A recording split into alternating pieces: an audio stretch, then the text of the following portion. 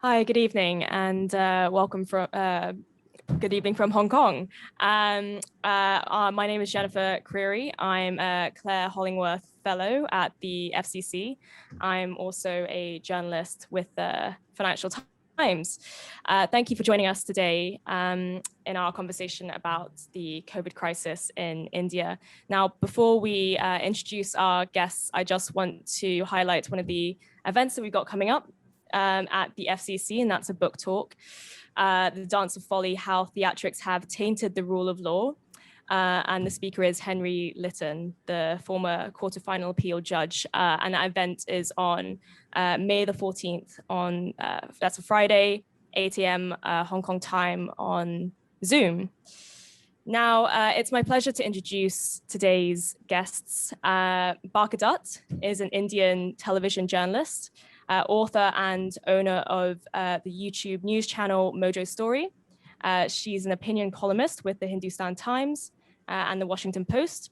Barkha was part of NDTV's team for 21 years. She was the host of the weekly show We Are the People, as well as the daily show, The Buck Stops Here. And our other guest is Rana Ayyub. She's an Indian investigative journalist and a global opinions editor at the Washington Post.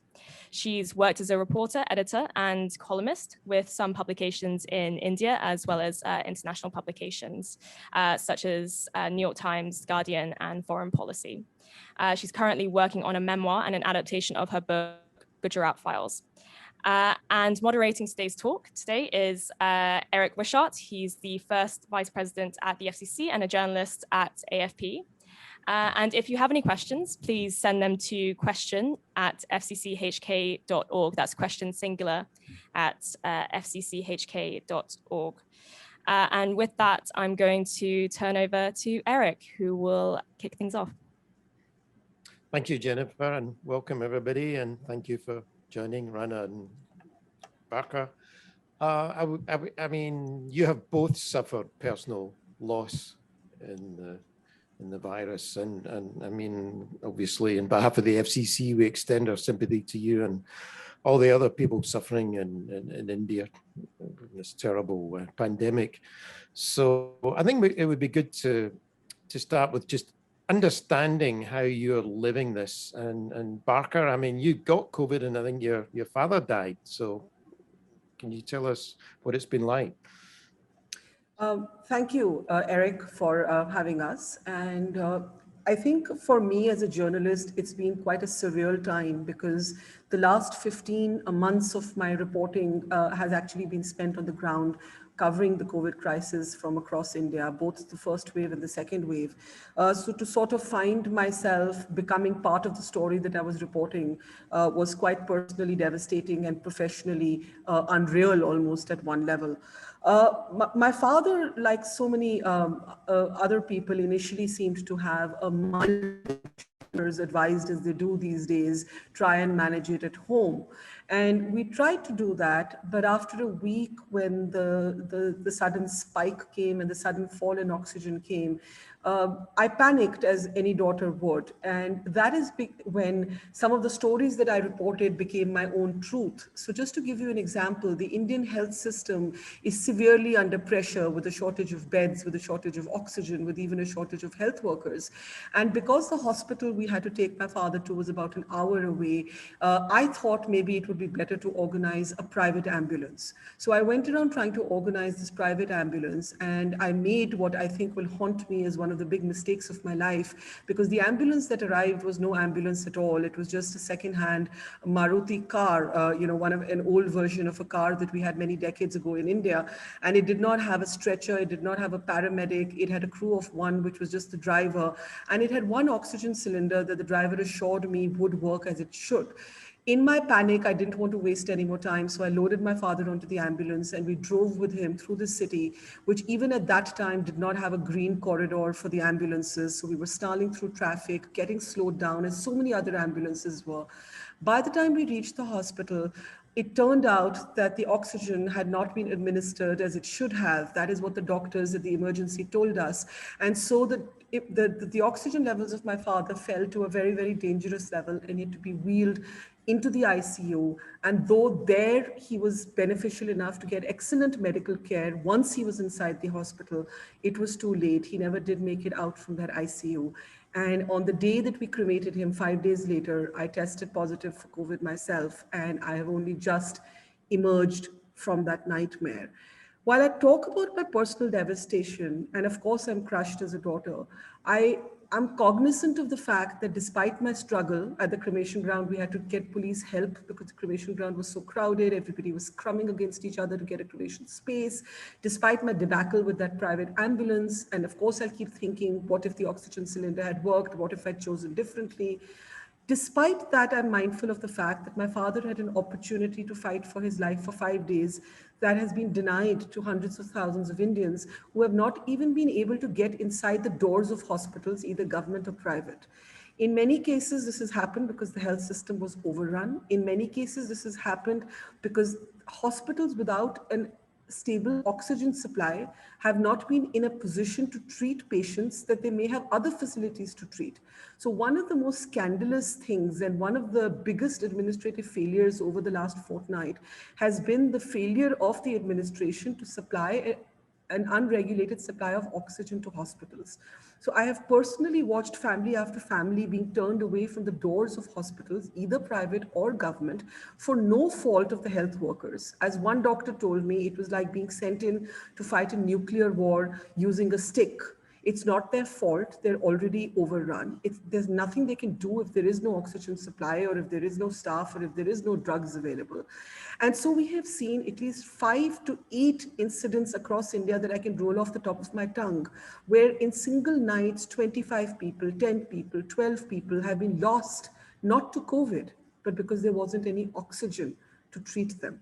And you actually have a Government of India advisory that is interfering with how doctors should rationalize the use of oxygen. So for example, my father, like many elderly people, did not want to be given oxygen on a big mask. So the doctors at that time were able to give him what's called a high flow cannula, which is just 2 little pipes in your nose.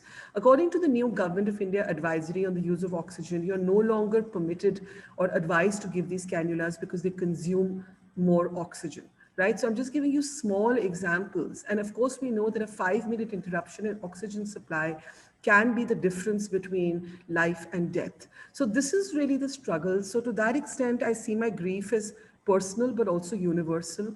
I see my own father as having had more of a chance. He failed that chance, but he had a chance to live that is being denied to the hundreds of thousands of Indians.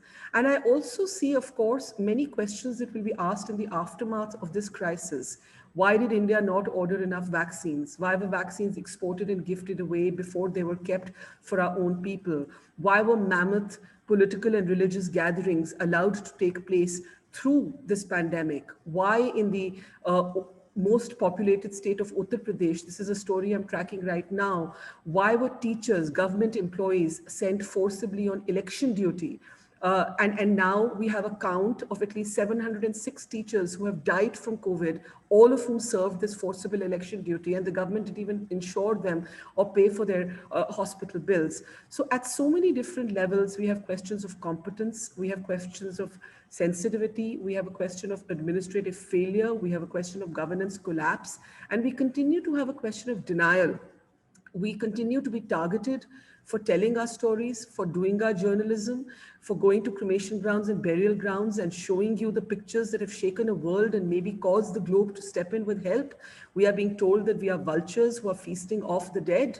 This is the kind of language that is being used for us. Fake news websites are being created to write about us as if to pretend that there is criticism of us happening in the global media because they're annoyed that people like myself or Rana have access to global platforms. We are being called anti-national, whereas I think that the true anti-nationalism that we're really seeing unfold is that public relations is being privileged over the lives of ordinary Indians. And I think that is a macro view that I just want to give you. I'm happy to take questions and details as we proceed. But I think that there is an absence of transparency, an absence of competence, an absence of truth-telling about how many people are actually dying and how many people are infected.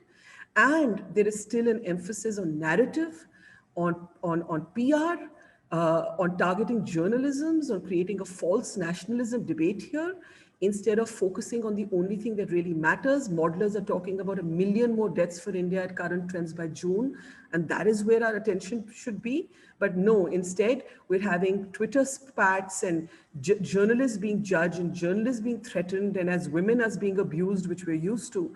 And I just find it absolutely shameful that this is still going on while my country is in the middle of an unprecedented humanitarian crisis. Thank you. And Rana, I mean, I followed you on Twitter as you were desperately trying to get help for your family. So what's your experience been?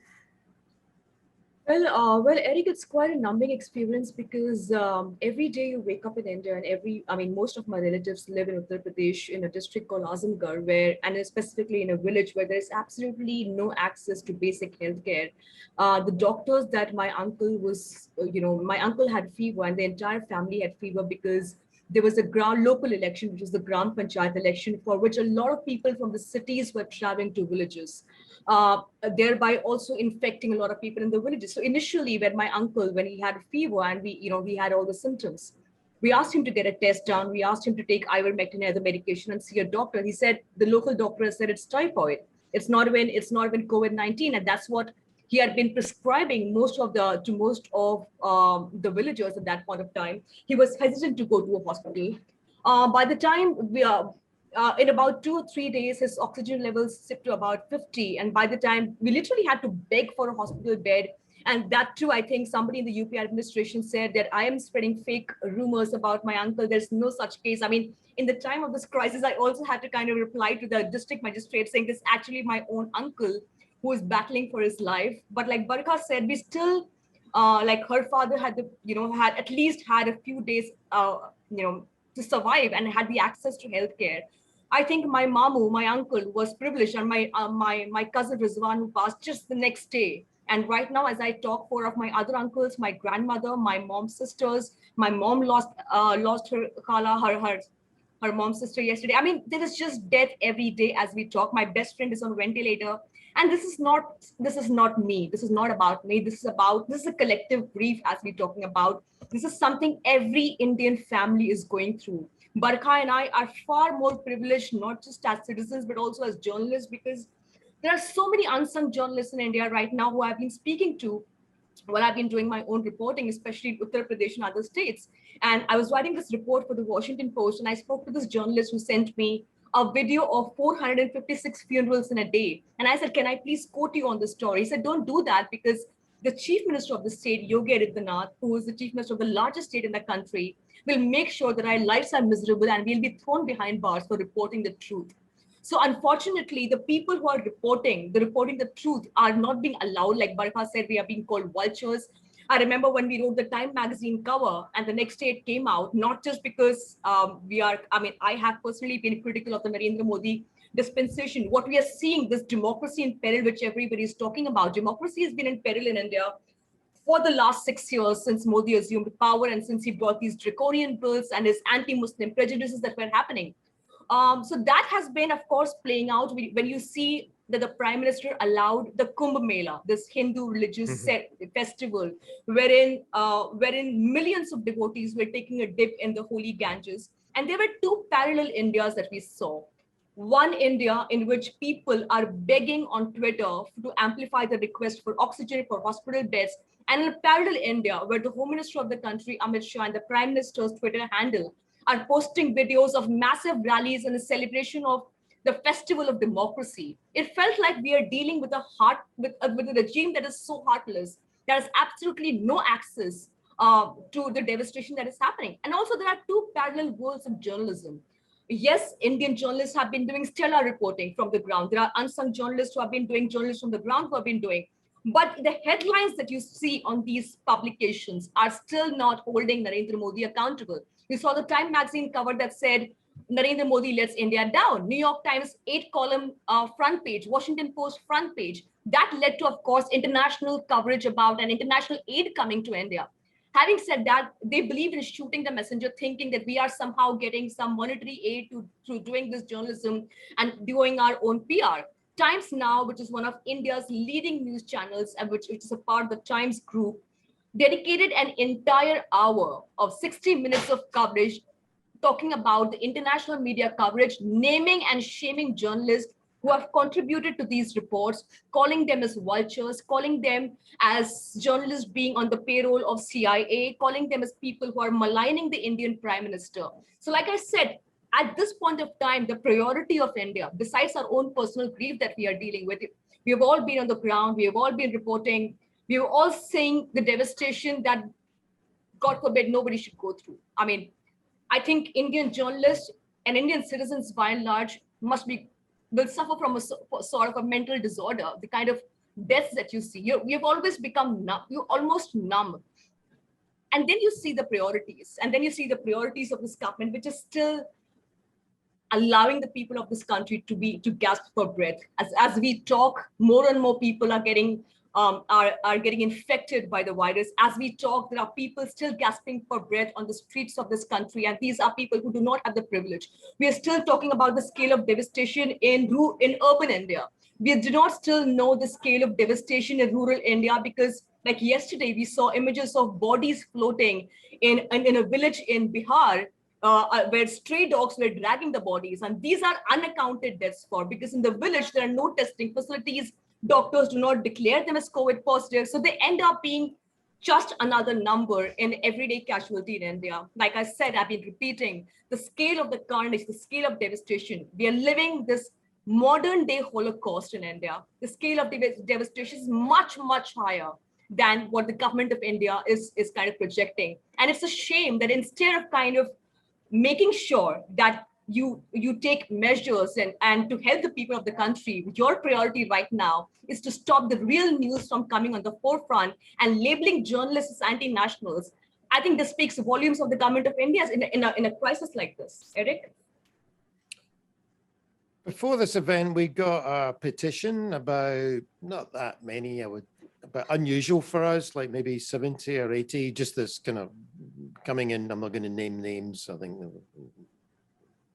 as with all these situations, it was pretty anonymous, but headline was, "Dear FCC, please stop providing platform to anti-Indians," referring to you.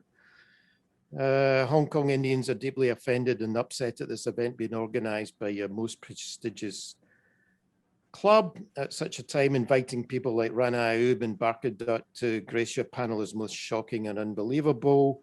They quote your tweet, Rana, about what is left for a virus to kill in a morally corrupt nation. Sent me the links, two of which don't work. They say Barkha Dutt is not a neutral journalist, but an extremely controversial figure who's been associated with many radical elements to the left. Such people are completely biased and motivated. We therefore seek the cancellation of this event. Barkha, what do you say to this? I mean, I just find it incredible that anyone has the time to talk about Rana and me as individuals, right? Even if you do not agree with our journalism, the fact that you can be so mobilized as to find hatred and bigotry at a moment like this. But what's important to stress is that this is organized. Please do not think that this petition is some spontaneous little, reaction that 10 people just happen to have, whom you happen to know in Hong Kong.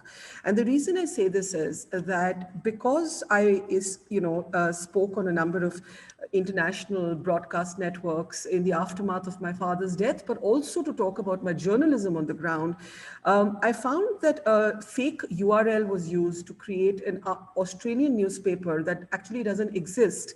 And just to write an article about how I was a vulture who was reporting from cremation grounds. And now a number of Australian journalists have picked up on this, and they've been writing about how this fake website has been created. The reason I bring this up is because we've had BJP spokespeople, people like Amit Malviya, use the language of vultures in their official communication. And my sense is that there is now a clear attempt to deflect the scale and the enormity of what's happening by creating irrelevant side issues. So what are the irrelevant side issues? What are Rana Ayyub and Barkha Dutt saying in New York Times and Washington Post? What is the Western media saying? Who are the anti-nationals? Oh, this is just an attempt to defame Modi. You see, this takes us into a direction where you don't have to talk about the fact that we could be looking at 1 million more deaths by June, where you don't have to talk about the fact that bodies are floating down the rivers of rural India, right?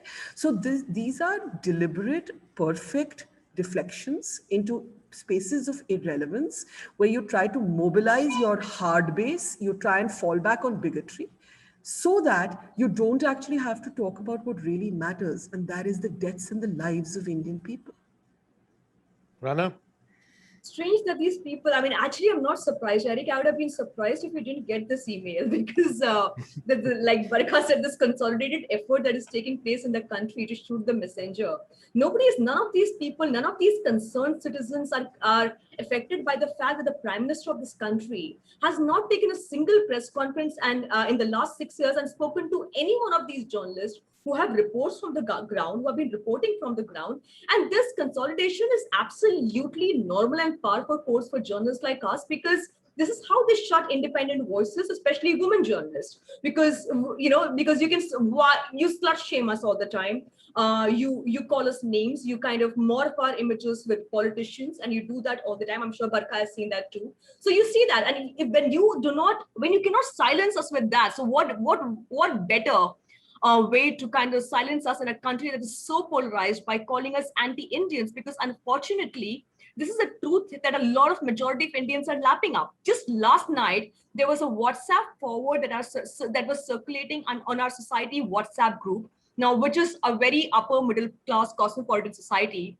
And it was a long paragraph that said that Modi was leading India to this economic growth and making India the superpower. But there are vultures like Rana Ayyub, Barkha Dutt, Rajdeep Sardesai, who are actually defaming India. And there is a nexus behind this. It is time that we teach them a lesson.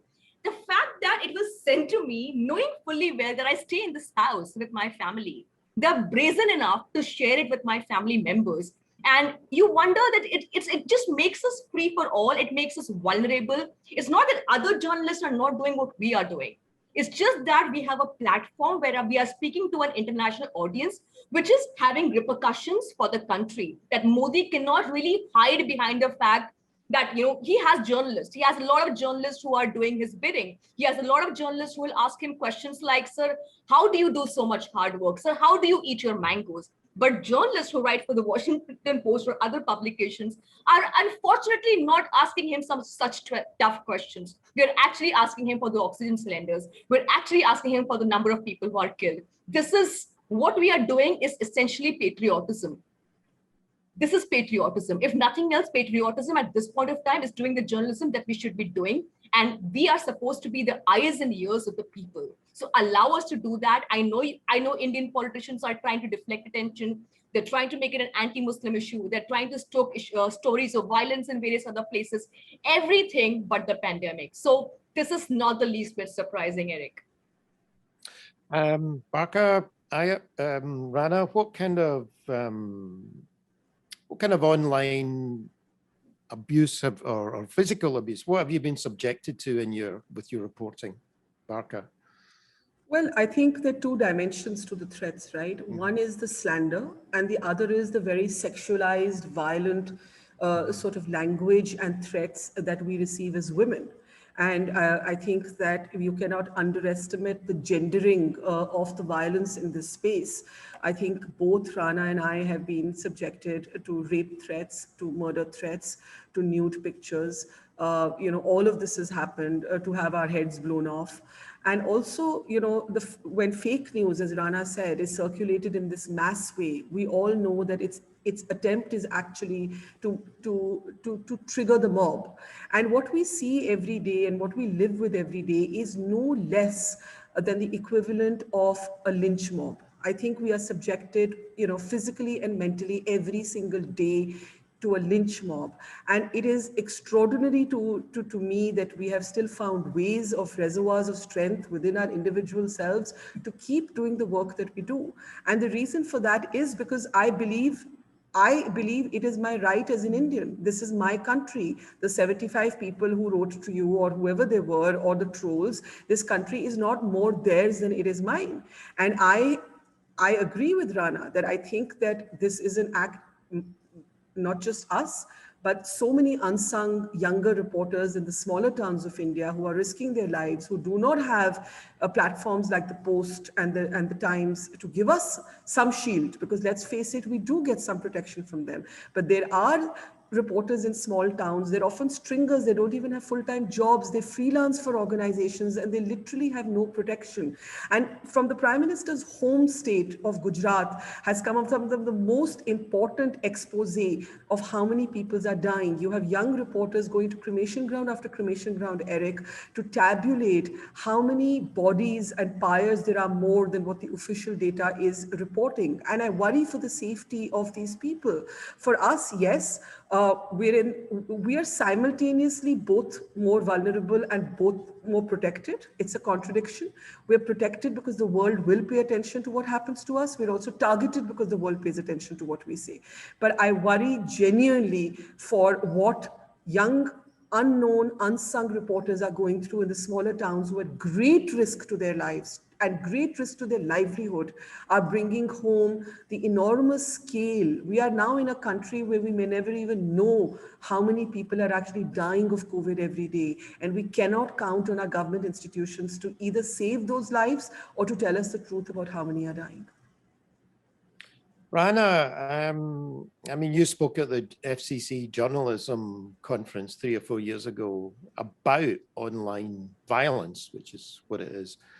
And I was very struck quite recently, you said it was worse than it's ever been. And I mean, even yesterday, or today actually, I saw you were tweeting about what is happening in Jerusalem with the Palestinians, and it was like, go back to Pakistan. And you actually responded. You said, oh, you made some comment. Thank you for reminding me. Thank you for reminding me. So you slightly engaged the trolls, which I'm not sure you always do. But I mean, on the scale of, when we spoke, as I said, what, 3 years ago, I think now, already it was off the scale on the abuse you were getting. So, I mean, how can it be any worse now?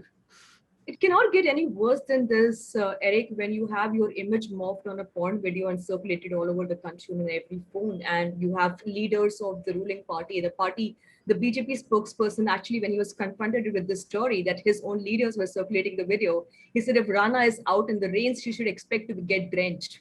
That's the official statement of the ruling party spokesperson.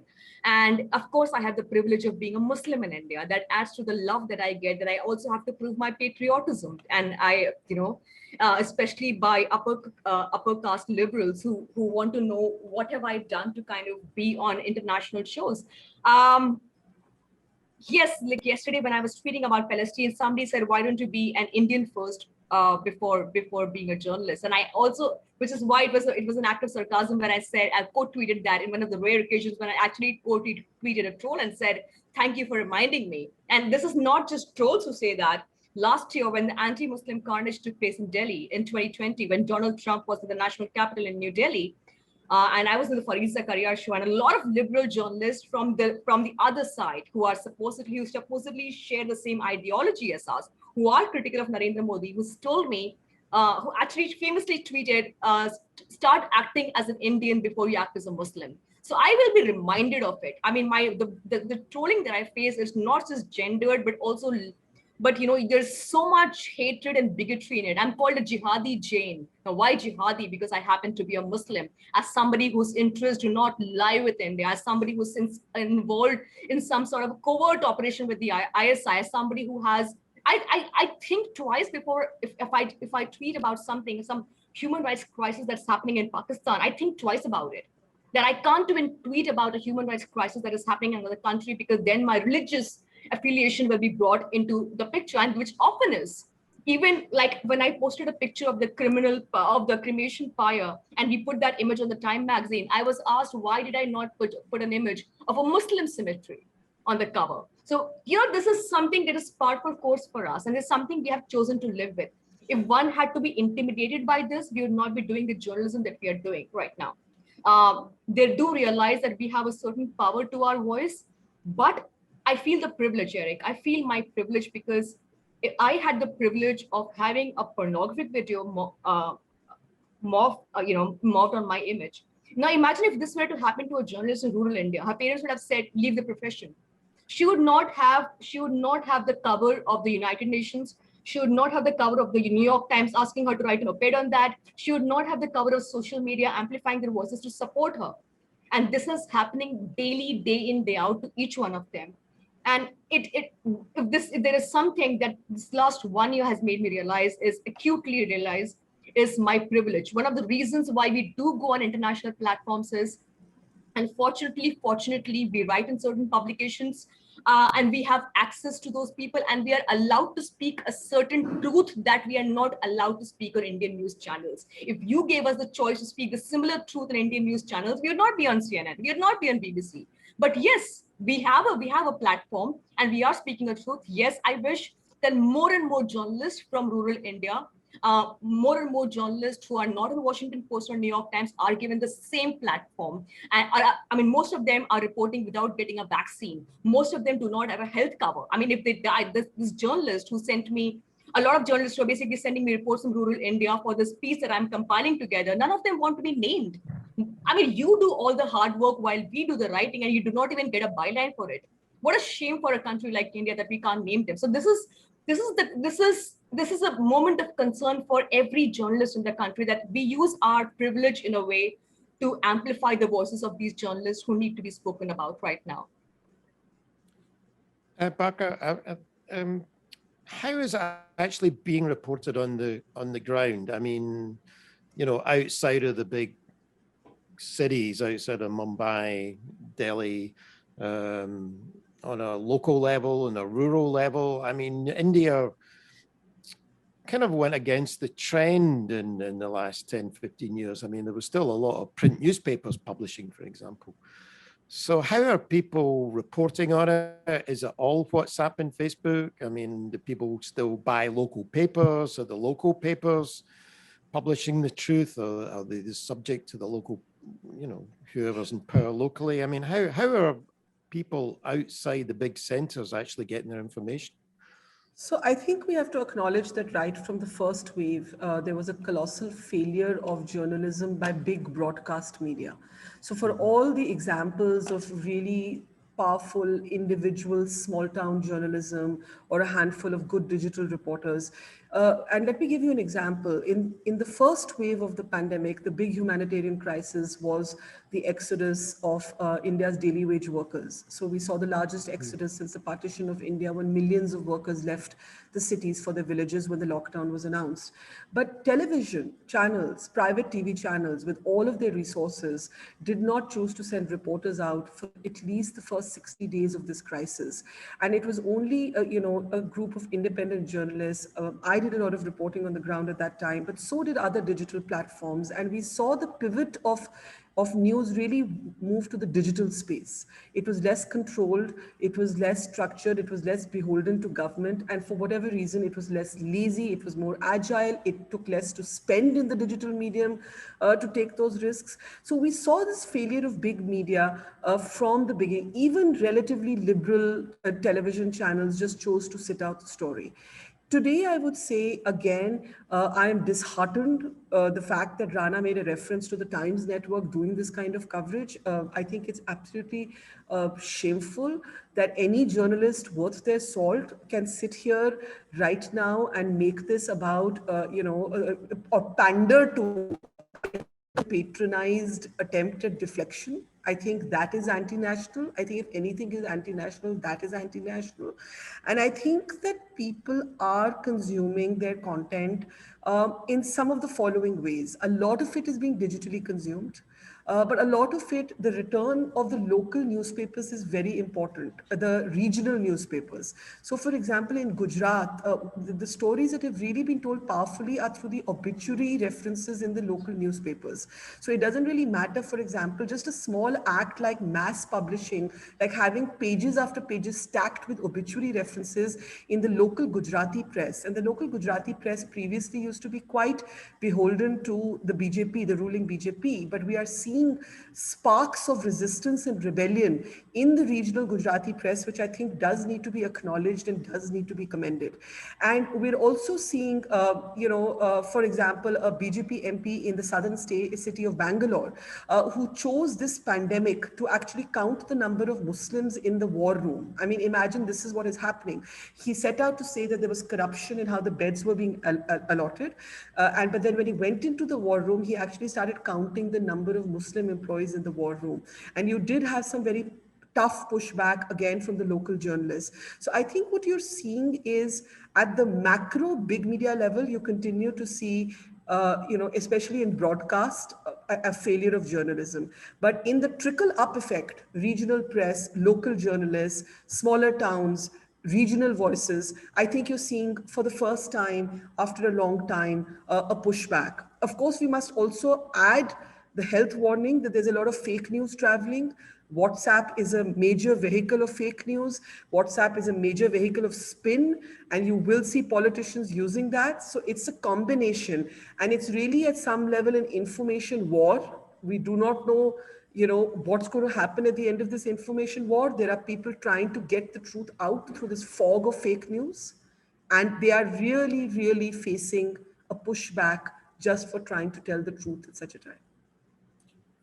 And I saw a very good, I don't know if you watched the listening post on Al Jazeera, but there was a very good report on what's happening in India. And it really focused on national TV, national media, who get a lot of money from government advertising, and who are really soft pedaling on the government response to the pandemic. Do you think that was a fair criticism, that there's a financial incentive to not criticize the government on a kind of national TV level or a national media level? That is a fair criticism, Eric, because most of these news channels, whether it is CNN, IBN, or whether the Times News Network, are basically run by big investors, big industrialists who are craven and who basically help Narendra Modi, so to say, with his election campaigning, election funds. So you don't expect them to kind of speak truth to power. I really do feel for the journalists, who are working, in these publications, because they are not all, they are actually hardworking journalists who are made to kind of work in these publications. But I saw Indian journalism itself, I think even minus these people who support these organizations, minus the financial part of it, I realized that Indian journalists had started self-censoring themselves just when they realized Narendra Modi was going to be the Prime Minister of the country. I remember I wrote opinion piece called about Amit Shah, the Home Minister, when he was somebody who went behind bars for extrajudicial murder of a young Muslim man and his wife, and multiple other extrajudicial cases. And when I said that his election as the president of the ruling party was a new law for Indian politics, in the next 2 hours that article was censored, and the only way we could get to know about it was social media. So this is much before Narendra Modi came to power. We saw agencies, television news agencies, which provide information and relay information to other publications, do these soft interviews with Narendra Modi, which only exalt his image as this leader who means business and not asking him the tough questions. And of course, there are, I also lay the blame on a lot of liberal journalists who have seen Narendra Modi's handling of the Gujarat riots way back in 2002. Barkha has covered that, many other journalists have covered. I remember I was in Gujarat as a relief worker at that point of time, despite the Supreme Court of India called him a modern day Nero who looked the other way as innocent women and children were burning. It felt like in 2014 when Narendra Modi was assuming power, it felt like everything was forgotten. The liberal media wanted us to develop some kind of an amnesia. I understand the right wing saying that. I understand the right wing fighting us, but I did not understand the amnesia of journalists who just forgot Narendra Modi's past. Muslims were being lynched on the streets for allegedly consuming beef. There was a Citizenship Amendment Act and coupled with the National Register of Citizens that sought to kind of delegitimize the existence of Muslims in the country, when in a way, they are providing citizenship to persecuted minorities in neighboring countries, but not India. I did not see Indian liberals and in their columns write democracy in peril, which I see them writing now. So it's like, hey, we are privileged, we are not Muslims, we are not lower caste, it's not affecting us, so we will not speak about it. You are speaking about democracy in peril right now as we talk, because the pandemic is an equalizer. It's affecting everybody indiscriminately. So it feels like there was a betrayal of journalism and journalistic ethics by a lot of journalists who did not speak truth to power, who did not, even given a platform, did not speak of Narendra Modi's crimes against humanity. Even right now, I do not see the mainstream publications. Yes, the news that is not being registered, the number of deaths that are not being registered are being published in big numbers by Sandesh, which is one of the biggest newspapers in Gujarat, by a lot of Hindi newspapers. But let us not forget, while they're doing stellar journalism right now, I wish the spine that we are showing, we have begun to show right now, was shown in the last 6 years of journalism, when most of us journalists who were critical of Modi were called alarmists. We were always referred to as alarmists. Oh, they're raising this alarm. There's this anti-Modi bogey who always wants to write in international publications, who always want to paint this image of the RSS kind of ruling India, the Rashtriya Swayamsevak Sangh. So this bigotry that has become mainstream now, somewhere we have to hold ourselves complicit in enabling this bigotry that we have now seen on the mainstream, on every newspaper, which is why, and the people who are subscribing to it, the people who are reading it, have been fed this communalization, have been fed this fake news for over. Before they read the front page of the newspapers, before they watch sensible news channels, they basically open their WhatsApp and they get these bigoted WhatsApp forwards of Muslim population increasing in India, of Muslims trying to establish hegemony in India, of Muslims taking full control over India, about Dalits trying to overpower the Brahmins in India. So before anything else happens, what happened last year when we just had 500 cases? There was a Muslim organization which held congregation. Of course, it was deplorable. It had to be, but the way it was made out to be how Muslims are in a way spreading the virus. Television channels after television channels. India Today, which is one of the leading groups, had the virus with a skull cap, with a Muslim skull cap as a graphic. The Minority Affairs Minister, Mr. Modi's government, called it the Talibanization of the virus. I wish our mainstream media put this on the cover and asked to stop hounding Muslims, the way it has been communalized over the years. So yes, now, because it's impacting every one of us, and now we're talking about democracy in peril. Democracy has been in peril in India for the last 6 years, Eric. Barkha, I looked on and I would recommend people look at Barkha's YouTube channel. And I watched a video, I think you uploaded it today or yesterday. It was a panel about the coverage of the pandemic in India, and which had a diversity of views, despite what some people might have expected.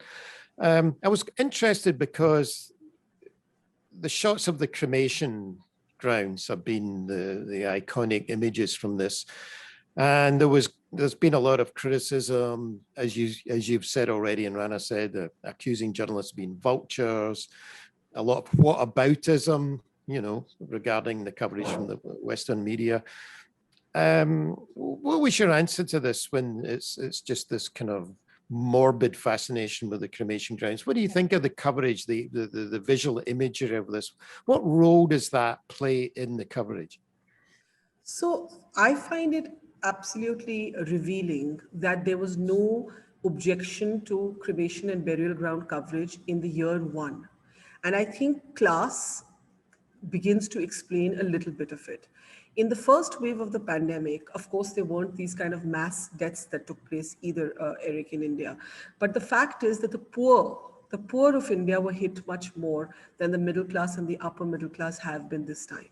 And so in some ways, this is like the 26/11 of the health world. By that, I mean that till the Mumbai attacks took place, the Mumbai terror attacks in Bombay, a lot of upper middle class Indians did not empathize with what, poorer victims of terrorism go through. So one, there is a class dimension.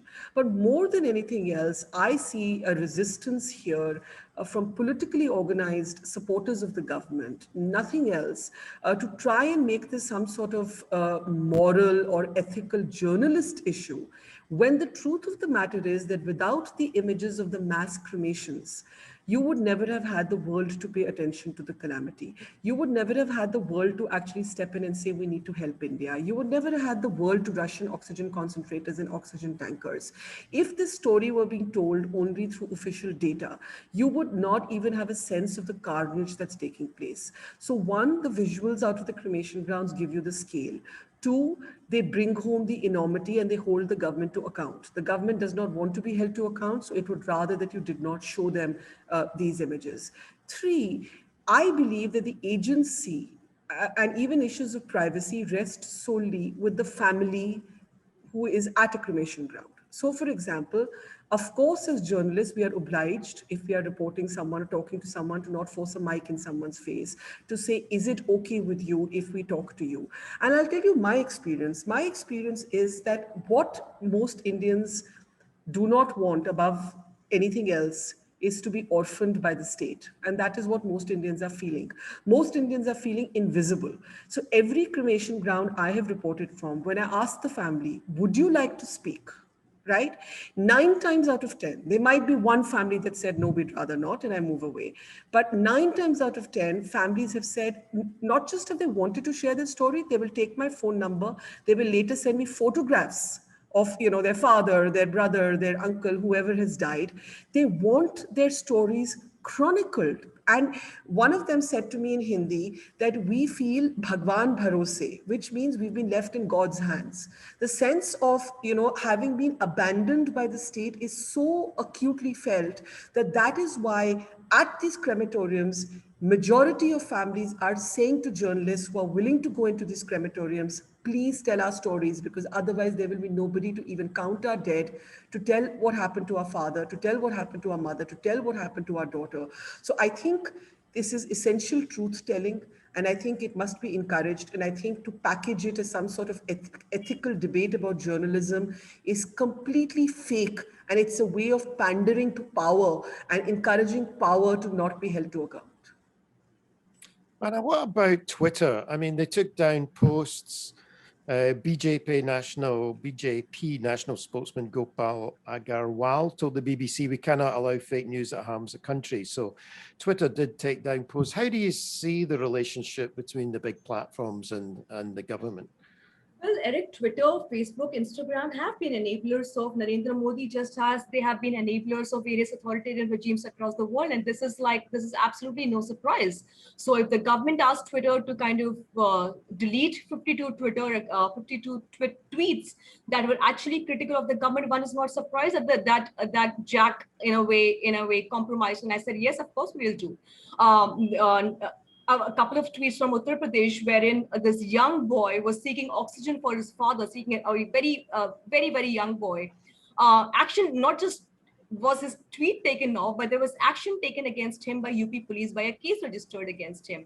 So whether it is Twitter, whether it is Facebook, whether it is Instagram, they have been removing posts critical of the government, not just right now, but over the years when every time there was, for instance, the anti-Muslim carnage in New Delhi, or when the special rights, the special act was revoked in Kashmir, and Kashmiris had no access to the internet. We left, we call them our own people, but at that point of time, when the special act in Kashmir was revoked, we did not know what was happening in Kashmir. Kashmiri youth were being detained, Kashmiri youth were being tortured, but they could not even make a phone call. Forget the internet, they could not even make a phone call. So there seems to be some kind of an apartheid that was happening with a minority community, but fortunately, Eric, this time around, Twitter also, unfortunately, this is something that they had no control of, played a big role in people airing and talking about their own grievances on social media and amplifying their own requests. I got a bet from my uncle through social media, because I tagged a lot of people saying, can you help him? A lot of people are getting plasma, a lot of people are getting blood, a lot of people are getting oxygen only through social media. You see the Congress, which is the opposition party, whose social media group or their volunteers are now on the ground helping with providing oxygen cylinders and beds. So yes, while it has proved to amplify the roles, the voices of those who really need help, it has also been enabling Modi. Having said that, Eric, we also have to understand that 50% of India does not still have the internet. We are still talking about a very elite, we still have that access, that privilege to the internet. A huge population of India does not have internet, which relies on WhatsApp forwards, which relies on curated news that these right-wing organizations in a way curate and create to save the image of the Prime Minister, which is a bigger danger for the country. So when what happened in Kashmir, I remember the WhatsApp forwards that were coming our way, that ungrateful Kashmiris being taught a lesson, ungrateful Kashmiris who were affecting or attacking the sovereignty of India were being attacked. So that's a demon that has been unleashed upon us, the WhatsApp forward. And you see Facebook pages who write the most bigoted stuff about minority communities in India. And they're allowed to get away with it. Every time I have tried on my Facebook page to boost an article which is critical of Modi, it's not allowed. They said it is basically it goes against their privacy policy. But the same privacy policy does not apply when the same people abuse us on Twitter, or make those provocative comments about us on Twitter, or this gendered abuse that happens all the time. So Twitter and Facebook do have this hypocrisy when it comes to talking about free speech. I was very struck on Twitter it's heartbreaking that so many people in India were tweeting about, we are here, we need this oxygen. My father, getting right into their blood oxygen levels. So I was quite struck that it was being used like that. Barkha, any positives on a journalism front where we're kind of running out of time? I know you've got something coming up. From a journalism, the official version, and it's not exclusively, of course, in India. Look at the way Donald Trump tried to cover up the scale of the pandemic in the United States. So, India doesn't have a monopoly in this, but any positives from the way that the boots on the ground, the journalistic boots on the ground, have been telling the story? Definitely. I do want to end with acknowledging, and I think we've been both making that point, of smaller towns, often non-affiliated, really vulnerable reporters who do not have organizational affiliations, who do not have health insurance, who will have no one to even pay for them were they to get COVID, right? They would not even have that. So when you think about the extraordinary boots on the ground reporting that is coming out of our smaller towns and in our cities, even those of us who travel on the ground, the country is too big for us to be able to access news. These bodies floating, for example, the images that have shocked a nation in the last 24 hours, these have come from, people who are not famous journalists, who are just young people, young stringers on the ground. So I do want to acknowledge their role. And I do want to say that despite the attempts to control big media, technology is a liberator. And the fact that anyone with a phone today and a spine is telling the stories that the world needs to see. And I hope that will continue to happen. These images from the rivers were terrible. Rana? If anything, Eric, if there's anything positive that has come out of this, is for the first time, I see Indians united and not polarized by this Hindu-Muslim narrative, and they're united in helping each other out and bailing each other out and amplifying amplifying each other's voices. And I think Indians have now realized that humanity will be the only savior at the end of the day, that they only have their next door neighbor who will actually take your parents to the hospital and arrange an ambulance at the need of the hour. And that point of time, there will be no religious concern. The people in positions of power have really shown their arrogance and their heartlessness and their insensitive nature. And this pandemic does not attack people on the basis of religion or caste. It's attacking everybody without any discrimination. So people have realized they only have each other to fall back on. And that's, for me, a huge learning that eventually I think and I hope that humanity shall prevail, and people will realize that all these people who have been trying to polarize us have been doing this for the last 6 years, and we have been left to fend for ourselves in a crucial time for humanity, and that we only have ourselves. Thank you. So time is just about up. I know it's a kind of somber situation, and I know you're extremely busy, but we always like to ask our guests if you are reading a book or if you can recommend a book. Barkha, any recommended reading, or even our viewers who want to find out more about India if it's a discovery for them? Well, I've been reading The Lancet, and that's actually what I've been reading. I've had no time to read anything else. It's been a busy time. It's been a COVID positive time, and I'm getting back to reporting. So literally all my reading is medical journals right now. And most recently, the Lancet editorial on the government's handling of the pandemic is something I would urge journalists to read. And what's your takeaway been from the Lancet, Barkha? That I think the world sees that we're mishandling this crisis very badly, and we need to pay attention to what the Lancet is saying. Mm-hmm. Rana? Well, there might be not much time available with us because I'm also doing relief work, which I initiated last year, relief campaign, where I raised money on Keto to distribute ration, uncooked food to migrant workers and daily wage workers. And we're also paying their hospital bills. Between that and between the journalism, writing, etc. I'm trying to read and catch up on as many regional reports that are coming out in multiple publications. But there's one book that I started reading 3 days ago because I wanted to kind of take myself away from this insane situation that we are in. It's Age of Anger by Pankaj Mishra. Not an easy book to read in the kind of times that we live in, but it will just give us a perspective on what's happening around the world, the new global order. So Pankaj Mishra's Age of Anger it is. And also, I want to say that you're doing this amazing charity work, Rana. I mean, you've got a website, so we should maybe post this when we post the link. Sure. So, as we are doing this, Eric, I mean, one has to explain the moral depravity. There are people on social media asking that, they're taking screenshots of me distributing in certain Muslim pockets. So they've called it some kind of a jihad that I'm undergoing in India, wherein I'm raising money for Muslims. So yes, it's a thankless job, whether it is journalism, whether it is relief work, it's a thankless job, but we must go on because truth cannot be sugar-coated. Great. Well, all we can do is send you all our best wishes from Hong Kong and keep up the good work and stay safe, and your families too. Okay. Thank you. Thank you so much. Thank you for having us. finding the time. Thank you. Bye-bye. Bye-bye.